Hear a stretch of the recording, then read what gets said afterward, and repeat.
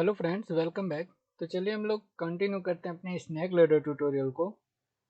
Last time हमने players को किल करने के लिए कुछ सिस्टम बनाया था, तो उसमें कुछ प्रॉब्लम्स हो गई थी क्योंकि लास्ट टाइम हम टेस्टिंग नहीं कर पाए थे। मैंने काफ़ी ज़्यादा टेस्टिंग करने के बाद एक दो बग उसमें पाया। मैं आपको दिखाता हूँ। मैंने कुछ करेक्शन किए हैं, बहुत छोटी सी प्रॉब्लम है, उसको आप भी इजीली कर लेंगे। वेट। तो यस, जो हम यहाँ पे प्लेयर किल प्लेयर बनाए थे, तो आपको याद होगा ये जो हमने रिमूव प्लेयर पीस है, इसको यहाँ कहीं पे ले रखा था इस तरह से। ठीक है, तो ये हमारे प्रोजेक्ट में एरर दे रहा होगा, और अगर आपने गेम बनाया होगा और प्ले किया होगा तो यहाँ पे जब भी प्लेयर किल होता होगा तो एरर आ जाती होगी और गेम वहीं पे रुक जाता होगा। उसका रीज़न ये था कि हम यहाँ पे रिमूव प्लेयर कर दे रहे थे, उसके बाद देख रहे थे कि उस प्लेयर का नाम क्या है, देन बहुत सारे फिर उस प्लेयर की पोजीशन सेट कर रहे थे, जबकि प्लेयर यहाँ पे रिमूव हो चुका है। इस वजह से एरर आ रही थी। तो इसके लिए सिंपली आप इसको, इस लाइन को उठा के यहाँ पे कर दें कि ये सारा काम हो जाए, उसके बाद ही ये प्लेयर रिमूव हो। ठीक है, तो ये करने से आपकी एरर चली जाएगी। बट एक और एरर है, ये जो आपने नाम दिया है ना प्लेयर पीसेस का, इसमें स्पेलिंग मिस्टेक है। आई थिंक हमने आर नहीं लिखा था, तो ये स्पेलिंग आप भी चेक कर लें कि आपने क्या रखा है। इसको चेक करने के लिए सिंपली यहाँ पे आएँ, अपने प्लेयर्स पे आएँ, और ब्लू प्लेयर है तो इसका नाम आपको यहाँ पे मिल जाएगा। यहाँ से कॉपी करें और इसको यहाँ पे रखें इस तरह से। इसी तरह से चारों प्लेयर्स के नाम आप यहाँ से उठा लें और एग्जैक्ट नेम ही यहाँ पे रखें ताकि वो मैच हो सके। अदरवाइज प्लेयर तो किल हो जाएगा, आउट भी हो जाएगा, बट काउंटिंग कम नहीं होगी। ब्लू आउट प्लेयर अभी भी सिस्टम के अकॉर्डिंग बाहर रहेगा, तो डाइस जो हैं वो रोल होंगी, देन प्लेयर्स को मूव भी करा देंगे। तो ये प्रॉब्लम भी आप यहाँ स्पेलिंग देख लें और इसे भी सॉल्व कर लें। तो ठीक है, ये दो चीज़ें, ये तो लास्ट ट्यूटोरियल में प्रॉब्लम थी। अब एक प्रॉब्लम आपको ये हो सकती है कि कभी कभी जब हम डाइस को रोल करते हैं तो कई बार 6 आ जाते हैं। कई बार 6 आने का मतलब है कि जो हम लोग रियल लाइफ में गेम खेलते हैं वहाँ पे 2 टाइम से ज़्यादा 6 नहीं आने चाहिए। तो आप इसको भी प्रोटेक्ट कर सकते हैं। उसको करने के लिए सिंपल सा हम कुछ अपने सेटिंग करेंगे रोलिंग डाइस पे।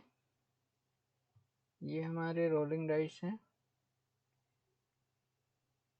यहाँ पे हमें कुछ सेटिंग करनी होगी। ये जो हम नंबर जनरेट कर रहे हैं ना, रैंडम नंबर, हमेशा क्या हो रहा है, कुछ भी आ सकता है 6, तो 6 भी कई बार आ सकता है।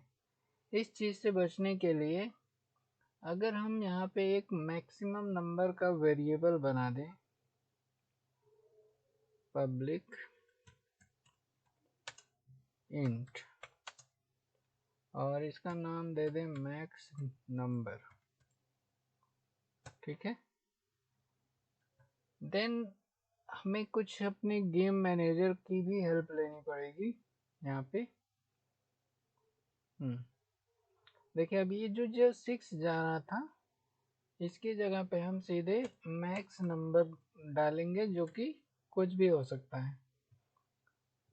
अब इस मैक्स नंबर की वैल्यू को हमें सेट करना है। ये हम सेट करेंगे गेम मैनेजर की हेल्प से। गेम मैनेजर में आते हैं और यहाँ पे एक बनाते हैं पब्लिक इंट, और इसका नाम दे देते हैं टोटल 6। अभी हम कुछ ऐसा करने वाले हैं कि जितने 6 आएंगे वो यहाँ पे काउंट होंगे, ऐड होते जाएंगे, और इसको हम चेक करेंगे यहाँ पे कि if game manager dot gm dot total 6, total 6 equal to 2। अगर 2 हो गया है तो आप क्या कर दीजिए, पहली चीज़ तो इसको ही 0 कर दीजिए ताकि ये फिर से रीस्टार्ट हो सके।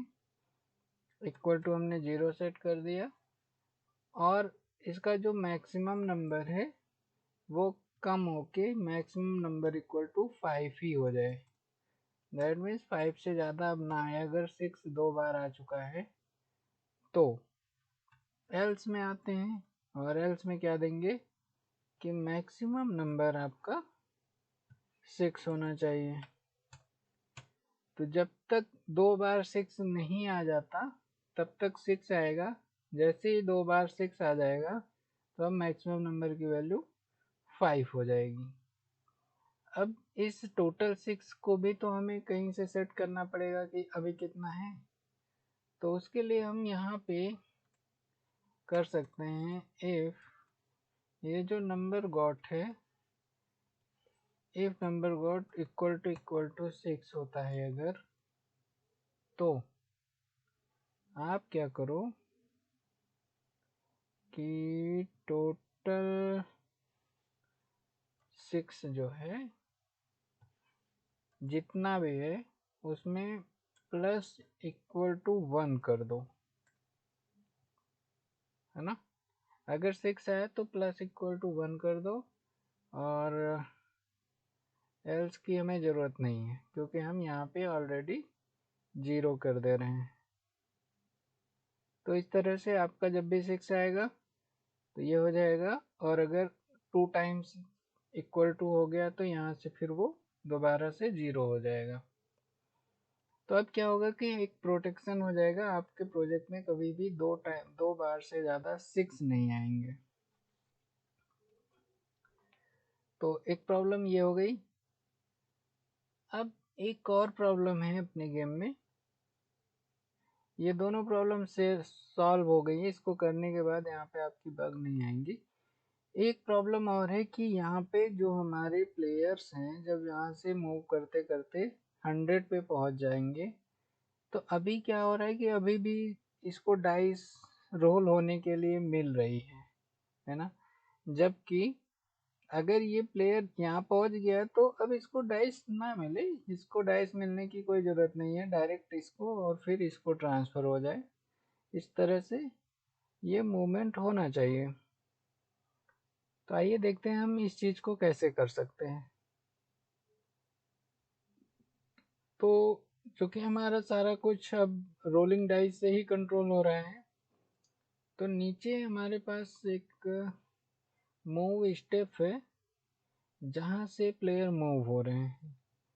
तो हम यहाँ पे आके एक चीज़ चेक कर सकते हैं कि कितने जो हमारा प्लेयर पीस करंट वाला है वो कितने स्टेप मूव कर चुका है।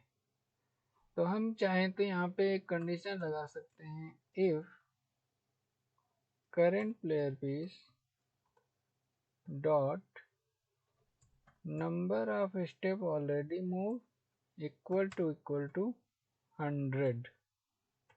अगर ये प्लेयर 100 स्टेप मूव कर चुका है तो आप क्या करो कि जैसे गेम मैनेजर में हमने यहाँ पे आउट प्लेयर पीसेस बनाए थे तो हमें एक और चीज़ यहाँ पे बना लेनी चाहिए कि ब्लू कंप्लीट प्लेयर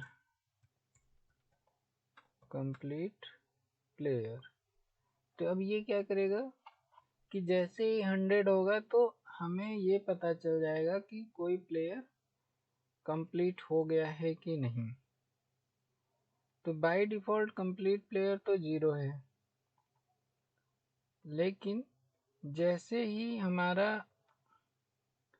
हमारे प्लेयर्स 100 पे पहुंचेंगे तो हमें अपने प्लेयर्स को as a complete player read करना होगा कि इन्होंने अपनी सारी मूव कंप्लीट कर ली है।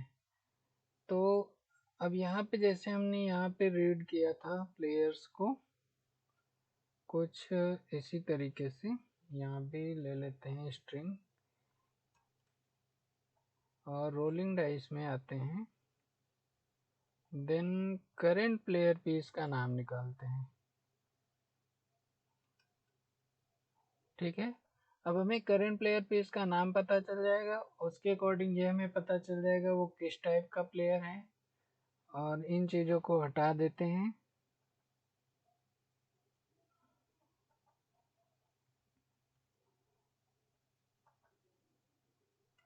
अब जैसे यहाँ पे हमने आउट प्लेयर बनाया ऐसे ही हमको कंप्लीट प्लेयर बनाना पड़ेगा। गेम मैनेजर में आते हैं, ब्लू कंप्लीट प्लेयर,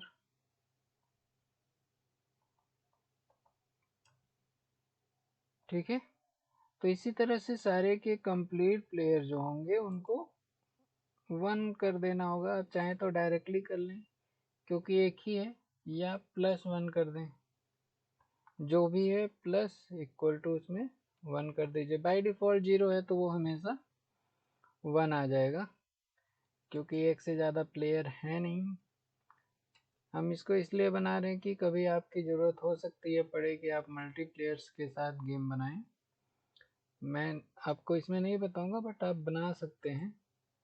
तो आप इस तरह से बनाएंगे, और अगर आपके पास सिंगल प्लेयर है तो आप इक्वल टू 1 भी दे सकते हैं। तो अब देखिए यहाँ पे क्या हो रहा है कि जो ब्लू कंप्लीट प्लेयर या red complete player, green complete player, yellow complete player, ये सारे प्लेयर्स में की जैसे ही कोई भी प्लेयर जाएगा तो उसका ये वैल्यू बढ़ जाएगा। अब अगर ये वैल्यूज बढ़ रहे हैं तो हमें अपने डाइस को जिनकी भी वैल्यू ग्रेटर देन 0 हो गई वहाँ पे हमें डाइस को नहीं देना है। इस चीज़ को हमें बनाना पड़ेगा अपने गेम मैनेजर में जब हम डाइस शिफ्टिंग के लिए बना रहे थे। आइए देखते हैं हमने डाइस शिफ्टिंग का कहाँ पे बनाया है। गेम मैनेजर, ये है हमारा ट्रांसफ़र डाइस के लिए। जब हमारी डाइस ट्रांसफ़र हो रही है ना, यहाँ पे आए तो ये डाइस को ट्रांसफ़र किया।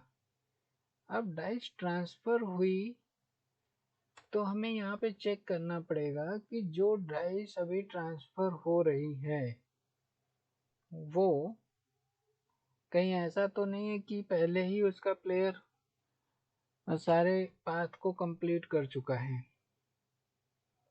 तो आइए देखते हैं हम इस चीज़ को कैसे बना सकते हैं। इसके लिए हमें यहाँ पे एक फंक्शन बनाना पड़ेगा और इसका नाम देते हैं कुछ, एक इंटीजर टाइप का फंक्शन लेते हैं, इंट पास आउट, कि जो भी प्लेयर, ये हमें पास आउट बताएगा कि जिसके बारे में, जिस प्लेयर यानी कि सॉरी जिस डाइस को आप रोल करना चाहते हो कहीं उसका प्लेयर पास आउट तो नहीं हो गया है। तो इस चीज़ को करने के लिए हम ये फंक्शन बना रहे हैं जो चेक करेगा, और अगर वो पास आउट हो चुका होगा तो ये हमें नेक्स्ट प्लेयर के लिए वैल्यू प्रोवाइड करेगा। तो यहाँ से हम रिटर्न करा देते हैं आई को ही।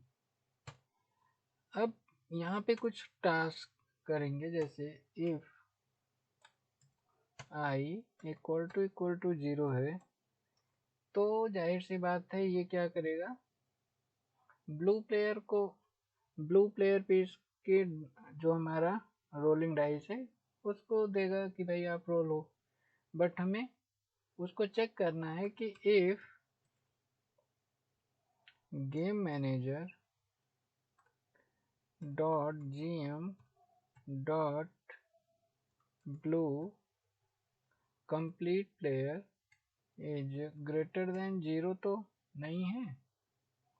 अगर ये ग्रेटर देन 0 है तो यहाँ से इसको रिटर्न कर देना है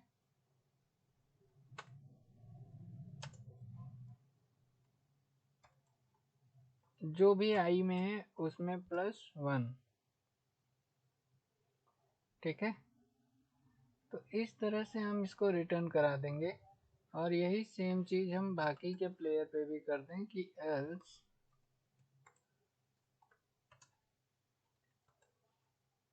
अगर i इक्वल टू 1 है तो यहाँ पे क्या आएगा, ब्लू के बाद ग्रीन। ग्रीन कंप्लीट प्लेयर को चेक करना है, ग्रीन कंप्लीट प्लेयर को चेक करना है। अगर ये ग्रेटर देन है तो इसमें भी 1 का इंक्रीमेंट करा देना है। बस हमारे पास 0, 1 और 2, 3 हो सकते हैं।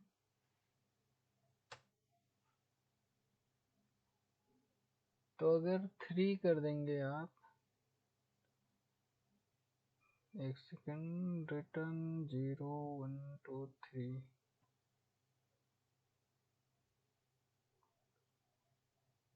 3 है, ठीक है। हम अभी इसको करते हैं ग्रीन के बाद रेड कंप्लीट प्लेयर और ये होगा येलो कंप्लीट प्लेयर।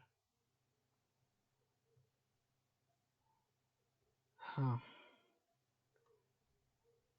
तो अगर ये सारे तो सही हैं कि 0 आया तो आप उसमें इंक्रीमेंट कर दो, 1 आया तो उसमें इंक्रीमेंट कर दो, 2 आया तो उसमें इंक्रीमेंट कर दो। लेकिन अगर 3 आता है तो आपको इंक्रीमेंट नहीं करना है, बल्कि यहाँ से रिटर्न आपको 0 ही करना है। क्योंकि अब फिर से ब्लू वाला प्लेयर, अगर ये येलो कंप्लीट प्लेयर कंप्लीट कर चुका है तो हमें ब्लू वाले के लिए करना होगा, और ब्लू वाले का जो वैल्यू है वो i इक्वल टू 0 होना चाहिए।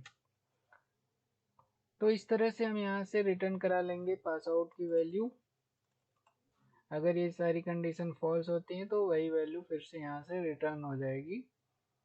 तो अब जो हम काम यहाँ पे कर रहे थे ना, यहाँ पे वही काम यहाँ पे करेंगे, बट i को रिप्लेस करके i equal to pass out, और पास आउट में आप i डाल दो।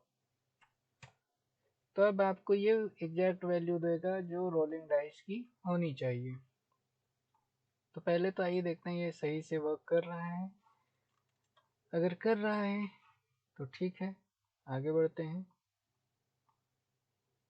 यहाँ पे आते हैं, प्रोजेक्ट हमारा कहाँ है, ये है, यस ओके। इसको रन करते हैं, और अगर ये डाइस ट्रांसफ़र होते हैं तो यानी कि हमारा कोड परफेक्टली वर्क कर रहा है। बिल्कुल, जैसे ही कोई भी प्लेयर पास आउट हो जाएगा देन ये उस प्लेयर को ट्रांसफ़र नहीं करेगा, है ना। तो आप इस तरह से इसे कर सकते हैं और इसकी टेस्टिंग करें। अगर कोई बग आती है तो हमें कमेंट करें, मैं आपकी प्रॉब्लम को ज़रूर रिजॉल्व करूँगा। और आज के लिए बस इतना ही रखते हैं। मैं भी प्रोजेक्ट को एक बार अच्छे से टेस्ट करता हूँ, अगर कोई बग आता है तो हम आपको नेक्स्ट ट्यूटोरियल में बताते हैं। So thanks for watching, keep learning guys, and do not forget to like, share and subscribe.